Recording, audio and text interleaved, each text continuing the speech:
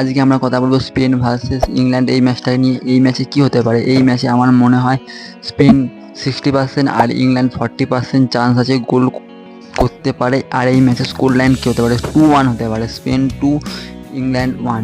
আর যদি গোল না হয় এই ম্যাচটা কিন্তু পেনাল্টিতে যাবে, ম্যাচটা পুরো 50-50 হয়ে যাবে। ইংল্যান্ড যেহেতু একবার পেনাল্টি থেকে জিতে এসেছে, এই ম্যাচটা কিন্তু পেনাল্টিতে গেলে ইংল্যান্ড কিন্তু একটু অ্যাডভান্টেজে থাকবে।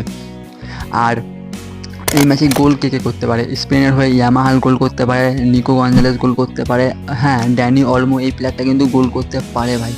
এই প্লেয়ারটা আগের ম্যাচেও গোল করেছে। আর তুমি যদি ইংল্যান্ডের হয়ে কথা বলো তো বেলিংহ্যাম গোল করতে পারে, হ্যারি কেন গোল করতে পারে, সাকা বলে এই প্লেয়ারটা কিন্তু ভালো খেলছে, এই প্লেয়ারটার দিকেও নজর থাকবে। ফোডেন আছে গোল করার জন্য।